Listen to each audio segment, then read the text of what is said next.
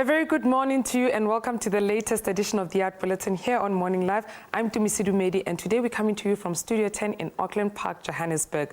We start off in Durban, where organizers of the 18th Poetry Africa Festival have announced that 24 poets and spoken word artists from 12 countries will feature at this year's festival. The event takes place from the 13th to the 18th of October at the Elizabeth Snedden Theatre in the Banana City. This year, we'll see poets and spoken word artists such as South Africa's Mac Manaka, Napo Mashiane, and Ethiopia's Selesha de Masai.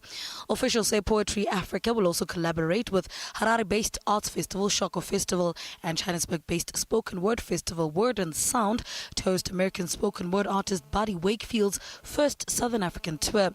The festival will also include an extensive community outreach program with poetry readings, performances and workshops in community centres, campuses and schools across Durban and surrounding areas.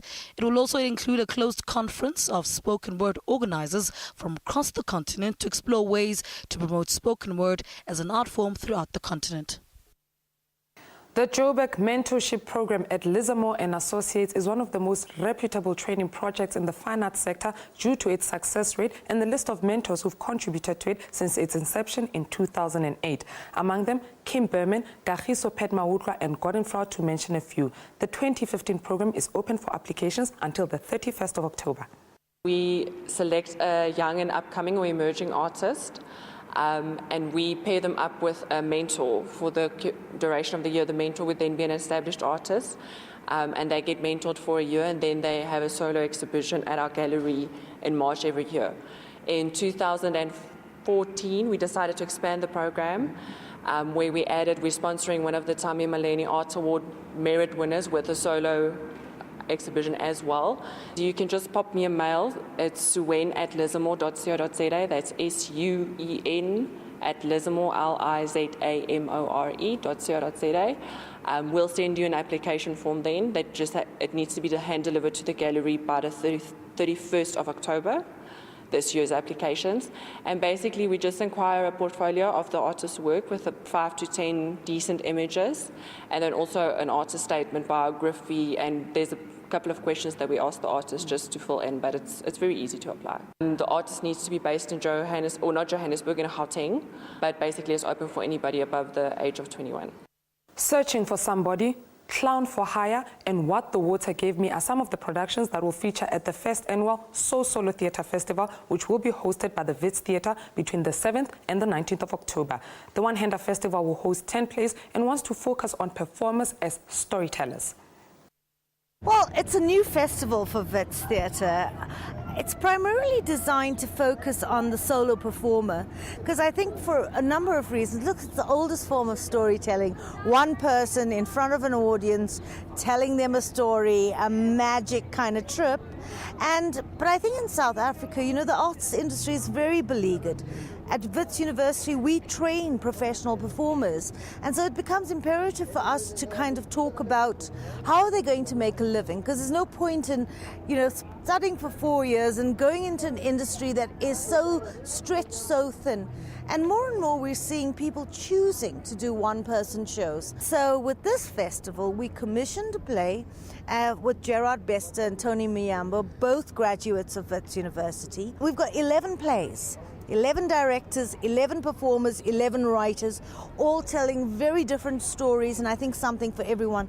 November and December will see one of South Africa's most successful fine artists, William Kentridge, celebrated by the Goodman Gallery in a project titled William Kentridge in Johannesburg. The project will use 3 art galleries in the city to display works by Kentridge and his collaborators. Matthew Krause is the curator. Kentridge in Johannesburg is really a catch-all for 3 exhibitions that are coming in November. The first is going to be at the Goodman Gallery, where we now are.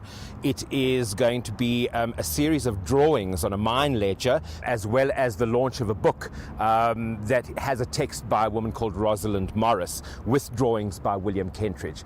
The second is the very enormous and beautiful installation that's been in Europe and America called The Refusal of Time, showcasing the illustration, of William Kentridge, as well as some installation by his collaborators, music by Philip Miller, and dance by Dada Masilo. It is an enormous undertaking for the William Kentridge Studio, as well as for the Johannesburg Art Gallery and the Goodman Gallery that will help with the installation.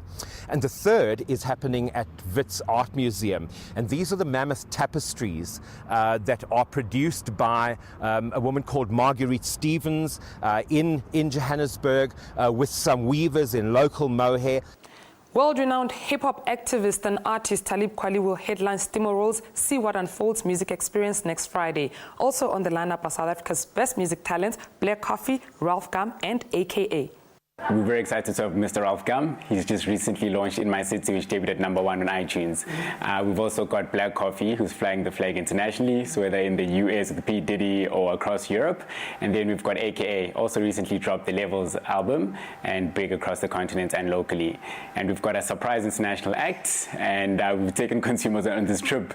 They've been dying to find out who it is, but it's Mr. Talib Kweli. Been in the rap game for over 15 years. He's done a lot in terms of social consciousness as well, so we're excited to be the brand that kind of brings him to South Africa, but also working on a new album for 2014, so I think it's the right kickstart for him. We're going to have the concert at Nasrec, south of Joburg. When Money Destroys Nations is the title of a book that will be launched on Tuesday at the Gordon Institute of Business Science. The book looks at, among other issues, how hyperinflation ruins Zimbabwe, quote unquote. It was written by Philip Haslam with Russell Lambetti and is published by Penguin Books. The book is about Zimbabwe's hyperinflation and its economic collapse. And we looked at how people survived that crisis and lessons for other countries around the world in terms of economic policy and how to avoid such heavy economic crises. Zimbabwe's economic crisis happened right next door to South Africa, and we believe that it's a story that people need to hear and need to understand what actually happened in that country. And we also believe that we live in a world where countries are enacting some of the same policies as were tried in Zimbabwe and that were proven to be failures. So we're trying to write the book as a warning to countries that are also printing money. The book is currently available in South African bookstores, and it's also available in ebook on Amazon.com. 23-year-old entrepreneur, speaker and entertainer Mama Sadie has launched his latest project, which is an audiobook titled Rise. We spoke to Mama Sadie about the book and its significance. The Rise audiobook has 3 primary target markets. We are talking to students at student level. So if you want to take your academic career to the next level, we are also talking to corporate individuals, people in the corporate sector, whether you've just landed your first job or you've just landed to your first position in middle management or you're right at top management. There's content in the book for you. There's a prolific chapter for you that's called opportunity management, that talks about the fact that you don't just see an opportunity, there's a process of managing the opportunity. And really what that is that the opportunity of a lifetime must be seized in the lifetime of the opportunity. And that's what inspired that. But also we're talking to entrepreneurs because we also are founding a foundation for entrepreneurs. It's going to be called the Rise Foundation, and that is an acronym for Real Inspiration for Zealous Entrepreneurship, because I am of the opinion that if you want to create more jobs, the way to do that is to enable more entrepreneurs. And that's all the arts, lifestyle, culture updates we have for you on this edition of the Art Bulletin. Do catch us again next time. And until then, do feel free to contact us by tweeting @MorningLive SABC, #the Art Bulletin. Until next time, it's a goodbye from us.